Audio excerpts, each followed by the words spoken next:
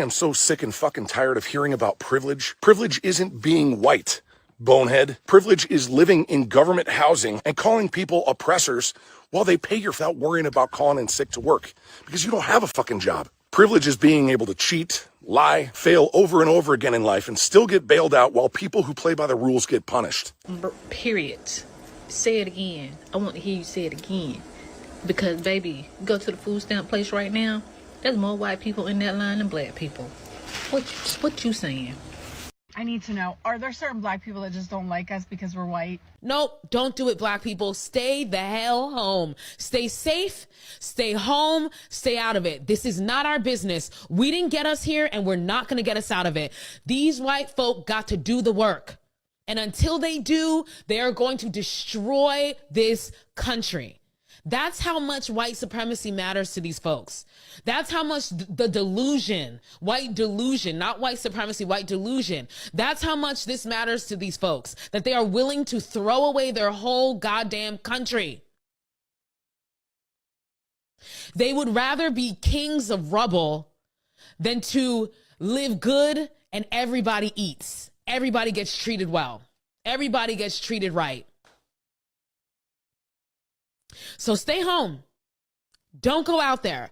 No matter how bad it gets, stay the hell home. This is white folk business. Let them deal with it. This is brother against brother, father against child. This is in-house for them. Black America, I need for y'all to stand down. Sit down. Don't get up. Don't go nowhere. Don't do nothing. Let these people finish handling their business out here in these streets. Because these people, they are not playing fair and they coming for us anyway. So we need to let them people handle this business of getting their people out the way. Because they coming for us. We know that. That's their sole intention, is to come and get us. I know y'all ain't seen me for a minute. Brother been under the weather and you can hear it in my voice. But listen, man, I need y'all to chill out. Don't make no moves. Don't be out there in them streets with them rallies and them protests and all that, because all they want to do is catch us out there. And once they catch us out there, all hell is going to break loose. So stay your behind at home, watch you some TV, get your exercise on, drink you some water. I know my sister's chilling. Brothers, I need y'all to chill too, because they coming for us. The man just had the whole database, the whole police database of misconduct wiped. I told y'all, when y'all hired a criminal, expect criminal activities. When you put a natural born criminal in the White House and you don't expect criminal activities to happen, y'all crazy. Y'all are out y'all freaking mind. Now they've been out there talking about where Kamala at, where Obama at. You know, they chilling. We don't need them to move at all. Don't worry about Kamala. Don't worry about Obama. We need our white brothers and sisters to handle their people. Because y'all did this. You Latinos that voted for this ignorance, y'all did this. Y'all fix it. And you brothers and sisters that also voted for this fool, y'all can go out there. They don't like y'all anyway. So if you want to go out there and celebrate with your people, go ahead. But they going to lock your asses up. All I'm saying is I need my people to stay in the house. Stay drinking water. Stay exercising. Posting videos and doing our thing. We trying to enjoy life. We getting ourselves together right now. In the midst of all this stupidity, we ain't doing nothing. We letting y'all fix it. Because when Kamala stood up there and told you what was going to happen, you didn't listen. You didn't want to save yourself. You wanted to save your race. And now they coming after you. What you didn't know is all the laws that helped us helped you more. You thought DEI was for black people. Then you found out more white people getting help with DEI than black people. Y'all thought snaps and food stamps, because y'all listened to Ronald Reagan them back in the day with that welfare queen bullshit. And then you found out it's a lot of white people on food stamps and government assistance than black people. Yeah, we not struggling. They just tell you we struggling. They just put our struggle up front so you can see it. But them white boys in middle America, Missouri, Iowa, Kansas, Arkansas, yeah, they struggling. Because all them farms, they get government assistance. All them ladies that live in the inner city or out there in the suburb, y'all don't know. Some of y'all people in them suburbs that live next door to you, they on government assistance. They not paying $2,500 for that house like you are. They might be paying $40, but that other check that cover their rent, that other check that cover, it come from the government. See, but you don't know that. You got people out here driving nice cars, living in big houses, but they not paying the same amount of taxes and bills as you are. And you wonder how they doing it all. Because she ain't got no job. She at home every day. Yeah, that's their government check. So for my people, I need y'all to stand down. Stay at home. Stay doing your thing. Don't get yourself out there in them streets with that ignorance and cause a problem. Because they waiting on us. They want us. The man told you the qualified immunity for the police is going to be permanent. He trying to hook the police up. And who you think they coming after once they get hooked up? They coming after us. I told y'all. They ain't but two ways for them to get rid of us. It's to lock us up or to kill us. They can't send us nowhere. Because this ours. We built this. Our people did this. So if y'all don't know, don't take your ass out there. You ain't seen Tim Scott and Byron Donaldson up on TV looking for their daddy, because they found out too, they don't like you no more either. Dumbasses. Y'all stay at home. Stay safe. Stay 100. God bless you. What's good, my people? Y'all already know what time it is. My name is Liam, and you are welcome back to the channel. I've been watching these white folks online and on the news for weeks now, sweating, threatening, crying, and straight up demanding that black people go work their farms. We need workers. Nobody wants to work anymore. Y'all need to get out here and pick. Nah, sit all the way down. This ain't 1619. This ain't 1865. This ain't even 1950. The old playbook is finished. They used to threaten us with chains, then with poverty, then with, you'll starve if you don't take this job. Now they out here threatening us with, what? A bad harvest? Higher grocery prices? Their own self-inflicted labor shortage? Baby, I got news for you. We not coming. Black America, I need y'all to hear me loud and clear right now. Stay home, stay safe, stay out of it. This is not our mess. We didn't vote for this circus. We didn't create this chaos. And we damn sure not cleaning it up. They spent years telling us we were the problem. They spent years calling us lazy, dependent, criminals, welfare queens. Now, the same mouths that spat that poison are looking around like, where are the black folks at? We need some free labor real quick. Y'all thought we was still stuck in that plantation mindset? Think again. We've been watching, we've been counting, we've been seeing exactly who really collects those SNAP benefits, who really sits on those government housing lists, who really gets the farm subsidies, who really benefits from the same programs they told y'all was only for black people.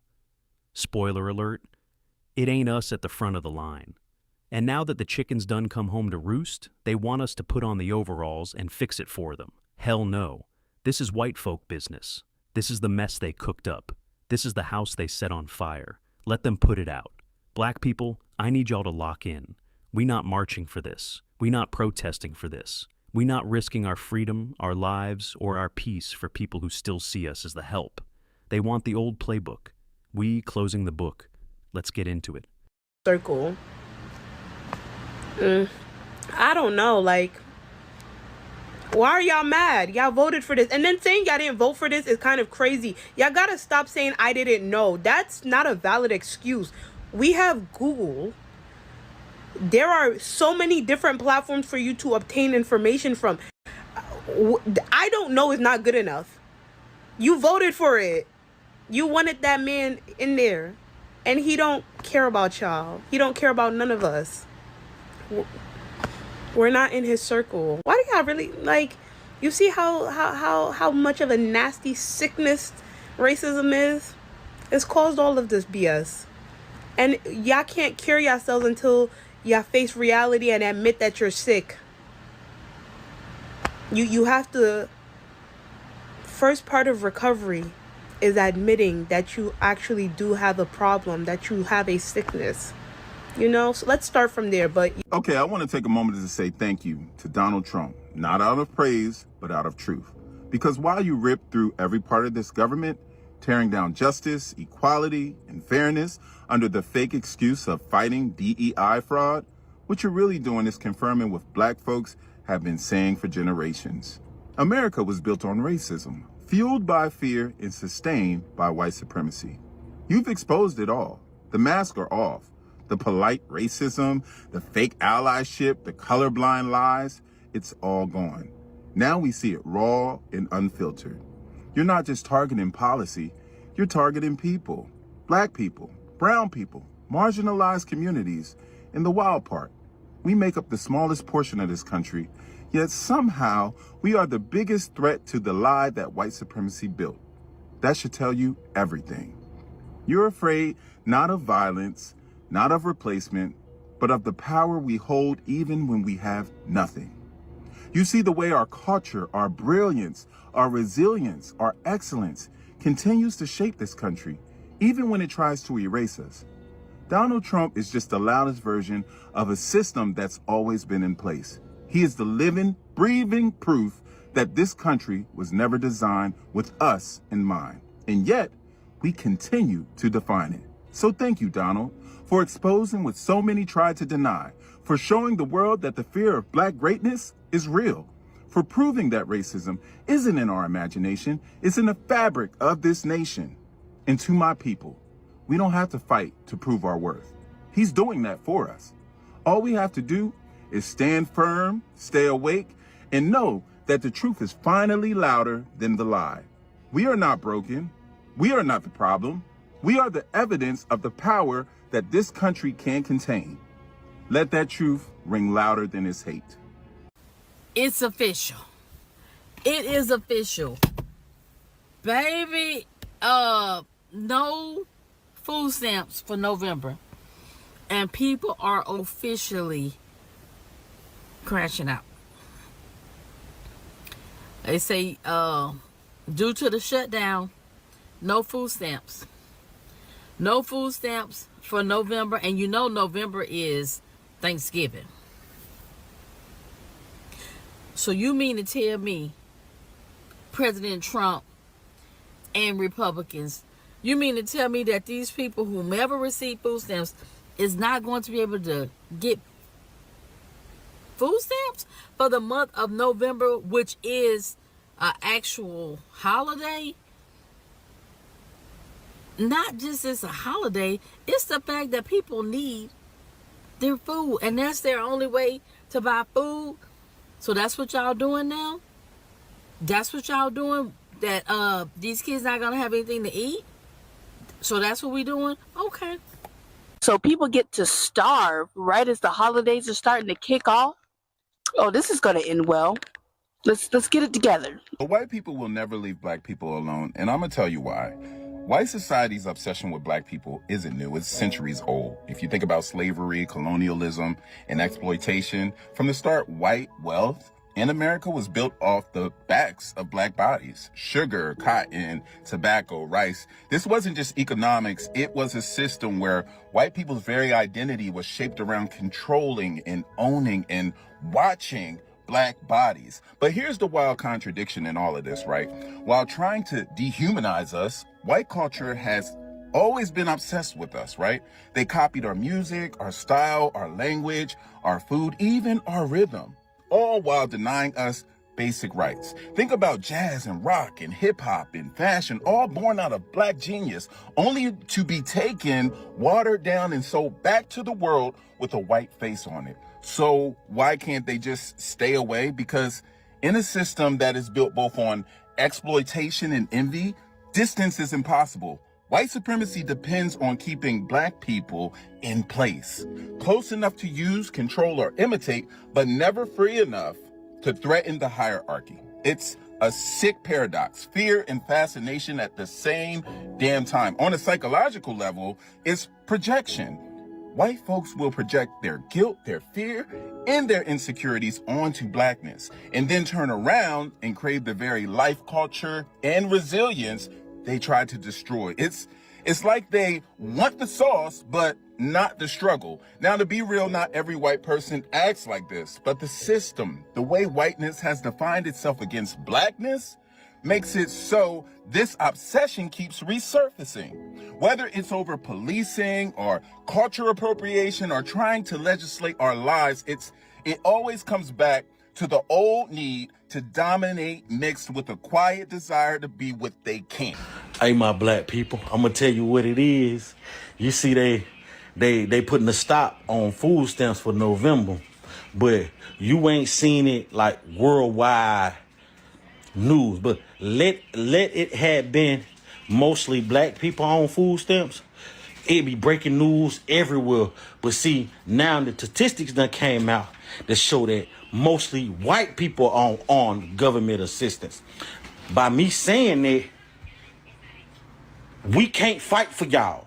Y'all gonna say, oh, we cut the food stamps off. But then they gonna say, what about black people? What you mean, what about black people?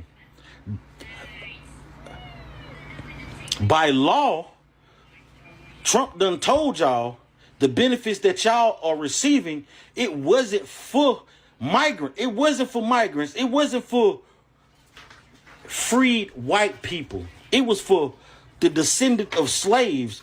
Those benefits was for. But since the government said we're not going to help one particular group, they've been doing it, we're going to say we're going to pass this bill for all people. And since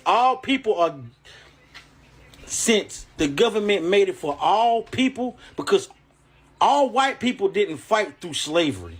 You feel me? All white people didn't fight through the Jim Crow era. All white people did not fight with the Black Panthers during that time to get those bills passed. So now white people sitting back. I'm going to tell you why white people sitting back, y'all. Because they're waiting for black people to say, oh, yeah. They always wait for us to fight their battles. Don't fight their battles this time. If Trump let that shit cut off, let it get cut off. Because we've been struggling. We bologna, oodles and noodles, Vienna winnings, canned sardines, canned tuna. We've been eating shit like that since we've been young. You feel me? Now, I guess we finna go back to that shit. A pot of soup gonna be on the goddamn table with some cornbread, and that's gonna all be it. So we've been eating like this forever. So black people, don't be shocked to say the food stamps getting cut off and get us dragged into the shit that they got going on. Let them fight for them food stamps this time, because we done fought all we can fight with these white people. And now Trump is in office, and Trump trying to line his pockets with any benefit of the government that's helping anybody. Trump cutting it short for a few months. All Trump needs is a few months, bro. 1 or 2 months. He pocketing $240 billion, maybe even goddamn $1 trillion or two. You feel me? For that month. Let them have it. Let them have it, bro, because that's the person y'all put in the office. Those are the white people y'all look up to, thinking they true patrons of America. The gas is high. Water bills went up. Light bill done went up. Food went up. All because of this person right here. You feel me? Well, last year, before he got in the office, the shit was still going up. So both sides, Republican and Democrats, are working amongst each other. Like children. If we put this in a bag, if we put this in a bill, we also can we get $40 trillion to build a Moscow, or the police need new police cars, but how can they need new shit and all the old shit that y'all got from the military that y'all didn't use? They give it back to the state. So the police officers is already got military equipment. You feel me? So black people, don't fall into that trap, bro. Let them white people fight for them food stamps.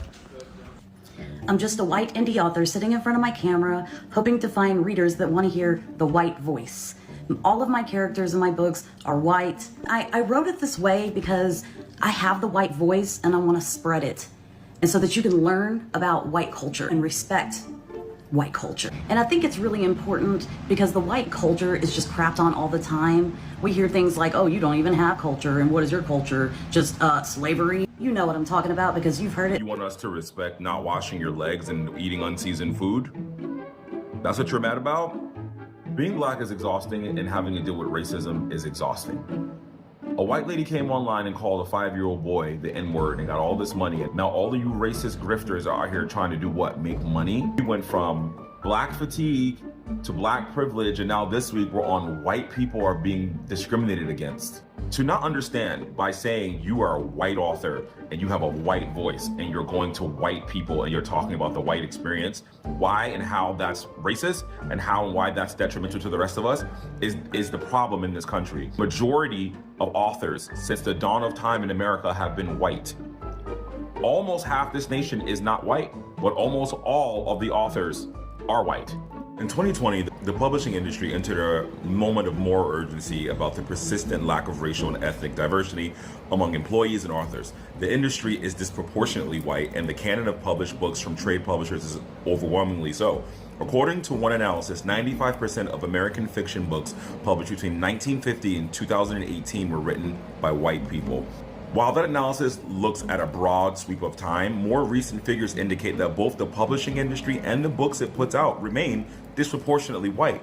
The lack of diversity in the ranks of publishing professionals and in works brought to the market are linked. In a cultural industry like publishing, where subjective interpretations of what constitutes good or marketable literature are a major determinant of what gets published, the whiteness of the industry staff has accompanied largely white kind of published authors. Not only is the United States a demographically diverse nation, as of the last census, an estimated 42% of the country are people of color. It also boasts a demographically diverse readership. The National Endowment for the Arts estimates that approximately a quarter of America's regular adult readers are people of color. So then I think it's safe to say that white people can start asking for support as a white-owned business and a white author with white characters simply because we have been experiencing discrimination in America for years now. Jobs, colleges, scholarships, literary agents. That's discrimination. It's not okay just because it happened to black people 100 years ago. And I'm not even dismissing what they went through, but anybody my age and a little older and younger has not experienced that. Newsflash, me and my cousins are the first people in our families born in America with full rights as humans and as citizens. My mother, who is 60, was not born with full rights in this country. This is their new one. White people are being discriminated against because they've never had to share space. And if black people can say they're looking for black-owned businesses, black-owned barbershops, then I'm gonna say I'm looking for a white-owned business. Newsflash, all the businesses are white. So I'm just going to say what everyone is thinking. I don't care that you're losing your food stamps. I don't care that you're losing your free medical. I don't care that you are losing your free housing. Now y'all are just getting a taste of what every other person is going through. I should not have to pay to feed you and your 9 children. I'll be the selfish one. My kid comes first in my eyes, not you. I'm going to give... My food stamps went from 4,400 in food stamps every month to $38. What am I supposed to get with $38 with 6 kids? We're gonna be eating chili cheese dogs for Thanksgiving if we don't get food stamps this come November. 911 to help for all of us. I think a lot of people that are posting videos about losing their EBT or SNAP benefits are trying to get everybody else to feel bad. But honestly, all you guys are doing is just demonstrating why we need cuts to these programs, why we need work requirements or community service requirements to receive them, and how many people are really abusing the system. All you're threatening to loot. Have you guys seen the genius videos yet of all the people who are threatening to loot stores if they don't receive their EBT benefits? We have another Real Housewife of EBT. Check this out. Tell me what you think. The truth is, y'all hating on me because I live rent-free and I can afford the luxuries that y'all dream about for me and my kids. I'm going to continue to buy my luxury bags while the government pay my rent. I'm going to continue to go on trips and do the things that me and my kids love to do while y'all struggle to pay for a grocery bill and I'm swiping my EBT card. This right here, public assistance and public stupidity. Donald Trump is the first president in our history to cut off food benefits, SNAP, for American citizens. Let me repeat myself. Donald Trump is the first president in 249 years. Listen to me carefully. Here's a question every time they start talking about labor shortages on the farms, what they really mean is we need cheap black and brown bodies to keep the money flowing the way we like it. That's the old playbook. That's the same script they've been running for 400 years. Threaten, starve, criminalize, then act shocked when we say no. But this time around, the numbers don't lie and the cameras don't care about their feelings. Go look at the SNAP lines. Go look at who is actually receiving the majority of food stamps, EBT, housing assistance, and farm subsidies in this country. It's not the picture they've been selling y'all on Fox and talk radio for decades. They sold the welfare queen story so hard that half of America still believes black people are the main ones on government assistance. Meanwhile, the data been sitting right there. More white Americans on SNAP, more white Americans collecting those checks, more white farmers getting government money to keep those big operations running. And DEI, y'all thought that was just a black thing too. Then the receipts came out and suddenly everybody got quiet. They cut programs thinking they was only hurting us. They voted for policies thinking they was only punishing us. Now the bill is due and they looking around like, why won't the black people come save us? Because we, not your rescue team. We not your emergency labor force.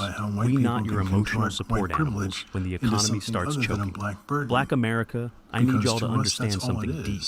They would rather be kings of rubble than share the table.